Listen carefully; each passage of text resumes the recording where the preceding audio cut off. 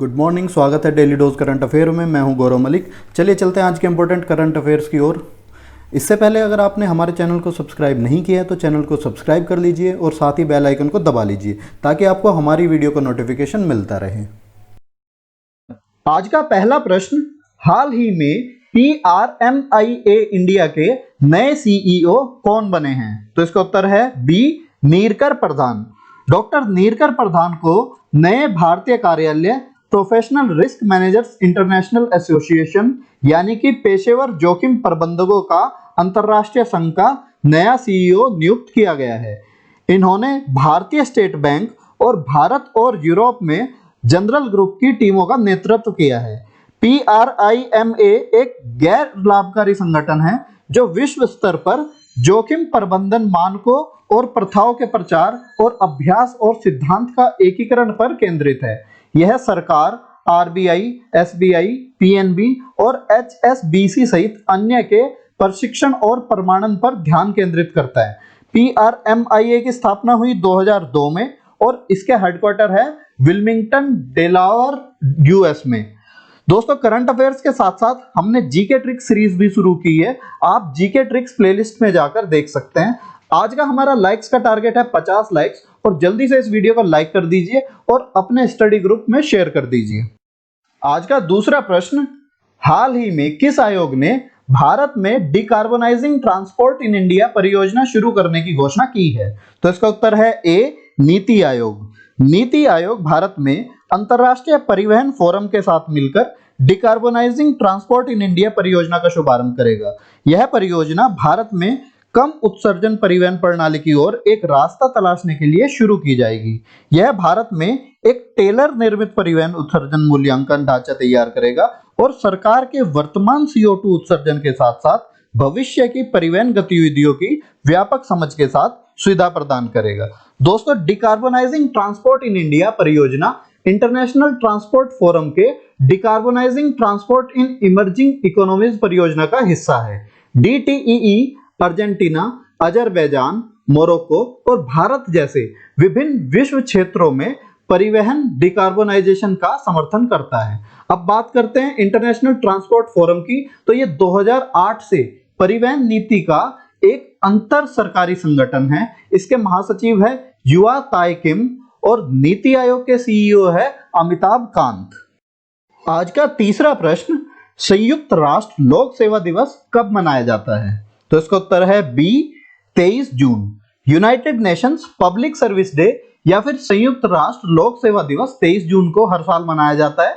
यह दिन विकास प्रक्रियाओं में लोक सेवा के योगदान को उजागर करने और समुदाय में लोक सेवा को महत्व देने के लिए मनाया जाता है। दोस्तों, संयुक्त राष्ट्र महासभा ने 20 दिसंबर 2002 को 23 जून को संयुक्त राष्ट्र लोक सेवा दिवस के रूप में मनाने की घोषणा की थी।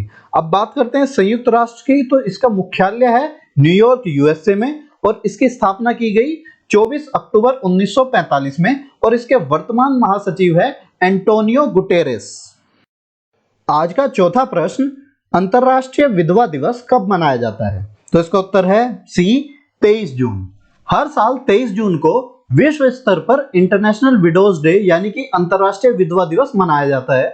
यह दिन व्यापक रूप से विधवाओं की आवाज और उन्हें होने वाले अनुभवों पर ध्यान केंद्रित करने के लिए और उनके द्वारा किए जाने वाले अद्वितीय समर्थन को प्रोत्साहित करने के लिए मनाया जाता है। आज भी विधवाएं अपने जीवन साथी को खोने के बाद दुनिया भर में कई चुनौतियों का सामना करती है और बुनियादी जरूरतों, उनके मानवीय अधिकार और सम्मान के लिए लंबी समय तक संघर्ष करती है। लूम्बा फाउंडेशन ने साल 2005 में अंतरराष्ट्रीय महिला दिवस मनाने की शुरुआत की थी। लूम्बा फाउंडेशन एक NGO है जो विधवाओं के लिए काम करता है। 23 जून 2010 को संयुक्त राष्ट्र महासभा द्वारा आधिकारिक रूप से इसे मान्यता मिली थी। आज का पांचवा प्रश्न, हाल ही में भारत ने किस ग्रुप की वर्चुअल बैठक में हिस्सा लिया है? तो इसका उत्तर है ए, EAG। EAG की फुल फॉर्म है Eurasian group on combating money laundering and financing of terrorism. इसकी 32वीं वर्चुअल बैठक में भारतीय अधिकारियों ने प्रवर्तन एजेंसियों के प्रतिनिधियों सहित हिस्सा लिया है। यह बैठक फाइनेंशियल एक्शन टास्क फोर्स यानी FATF की देखरेख में आयोजित की गई। अब बात करते हैं ईएजी की, तो ये एक 9 सदस्यीय क्षेत्रीय निकाय है। इसमें भारत, रूस, चीन, Kazakhstan, Turkmenistan, Uzbekistan, Belarus, Kyrgyzstan और तजाकिस्तान ये शामिल है। यह निकाय FATF का एक सहयोगी सदस्य है। आज का छठा प्रश्न, हाल ही में किस WWE रेसलर ने संन्यास लेने का ऐलान किया? तो इसका उत्तर है सी, अंडरटेकर। ये रेसलिंग लेजेंड और WWE चैंपियन है। इन्होंने वर्ल्ड रेसलिंग एंटरटेनमेंट से संन्यास लेने की घोषणा की है। अंडरटेकर का आखिरी मुकाबला रेसलमेनिया 36 में AJ स्टाइल्स के साथ हुआ था। उनका पूरा नाम है मार्क कालावे। इनका जन्म 24 मार्च 1965 में टेक्सास, अमेरिका में हुआ था। इन्होंने 1990 में सर्वाइवर सीरीज में WWE में अपना पहला कदम रखा था। ये डेडमैन के नाम से WWE में लोकप्रिय थे और इन्होंने रेसलमेनिया में लगातार 21 बार जीत हासिल की है। आज का सातवां प्रश्न, हाल ही में भारत के पहले वर्चुअल हेल्थ केयर और हाइजीन एक्सपो 2020 का उद्घाटन किसने किया? तो इसका उत्तर है सी, मनसुख मंडाविया। ये जहाजरानी और रसायन और उर्वरक मंत्रालय के राज्य मंत्री स्वतंत्र प्रभार है और इन्होंने भारत के सबसे बड़े और पहले virtual health care and hygiene expo 2020 का शुभारंभ किया है। इस एक्सपो का आयोजन FICCI FICCI, federation of Indian chambers of commerce and industries ने किया। इस प्रदर्शनी को आयोजित करने का उद्देश्य स्वास्थ्य और स्वच्छता जैसे प्रयासों को बढ़ावा देना है। यह भारत की पहली सबसे बड़ी वर्चुअल प्रदर्शनी है। सरकार देश में बल्क ड्रग पार्क और मेडिकल डिवाइस पार्क स्थापित करने के लिए प्रोत्साहन दे रही है, जो आत्मनिर्भर भारत अभियान के तहत किया जा रहा है। अब बात करते हैं केंद्रीय रसायन और उर्वरक मंत्री की, तो वो है DV सदानंद गौड़ा।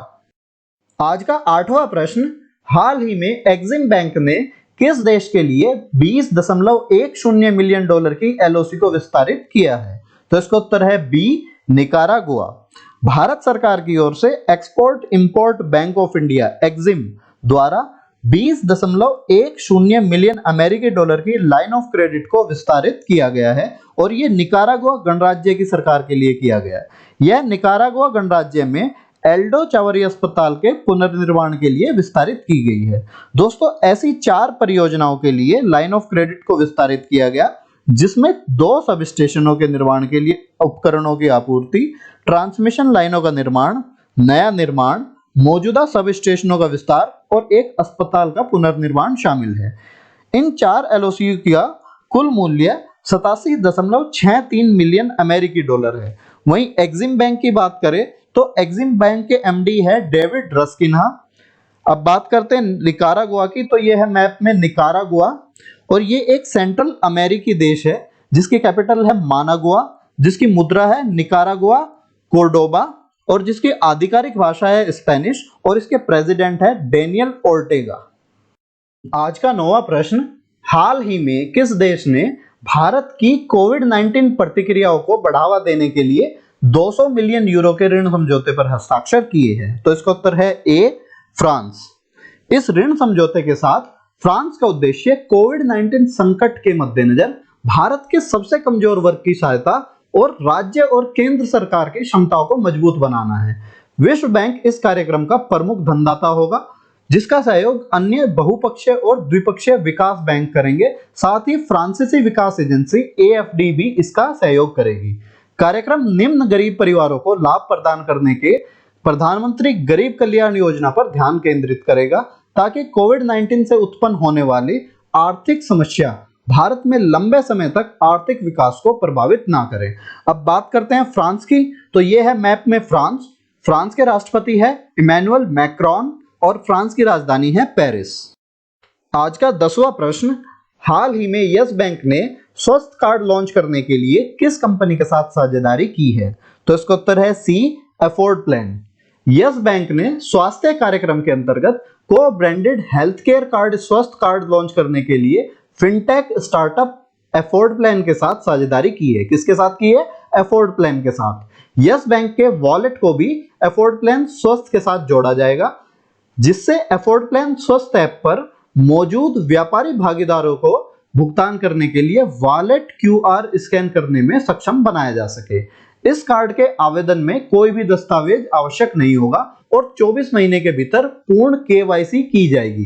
अब बात करते हैं यस बैंक की, तो इसके हेडक्वार्टर है मुंबई में, इसके एमडी और सीईओ है प्रशांत कुमार और इसकी टैगलाइन है एक्सपीरियंस आर एक्सपर्टीज। वही बात करें एफोर्ड प्लान की, तो इसके सीईओ है तेजबीर सिंह। अब बारी है कल पूछे गए प्रश्न की। कल आपसे पूछा गया था हाल ही में फोर्ब्स द्वारा जारी की गई विश्व के टॉप 10 अमीरों की सूची में भारत के मुकेश अंबानी कौन से स्थान पर है? तो इसका उत्तर है ए 9वां स्थान। इसी सूची में अमेजन के फाउंडर जेफ बेजोस पहले स्थान पर है और बिल गेट्स दूसरे स्थान पर। वहीं बात करें फेसबुक के संस्थापक मार्क जकरबर्ग की, तो ये चौथे स्थान पर है। अब बारी है आपके लिए प्रश्न की और आपके लिए प्रश्न है हाल ही में कान फिल्म मार्केट 2020 में वर्चुअल इंडिया पवेलियन का उद्घाटन किसने किया? आपके ऑप्शन है राजनाथ सिंह, स्मृति ईरानी, रमेश पोखरियाल निशंक और प्रकाश जावड़ेकर। इसका जवाब आप हमें कमेंट करके जरूर दें और कल की वीडियो में इसका जवाब हमारे द्वारा दिया जाएगा। साथ ही इन करंट अफेयर का पीडीएफ लिंक डिस्क्रिप्शन में दिया गया है, आप वहां से डाउनलोड कर सकते हैं। अगर आपको हमारी ये वीडियो हेल्पफुल लगी तो इस वीडियो को लाइक करिए, साथ ही साथ अपने व्हाट्सएप स्टडी ग्रुप में शेयर करिए। अगर आपने अभी तक हमारे चैनल को सब्सक्राइब नहीं किया है तो हमारे चैनल को सब्सक्राइब करिए, साथ ही बेल आइकन दबा लीजिए ताकि आपको हमारी वीडियो का नोटिफिकेशन मिलता रहे।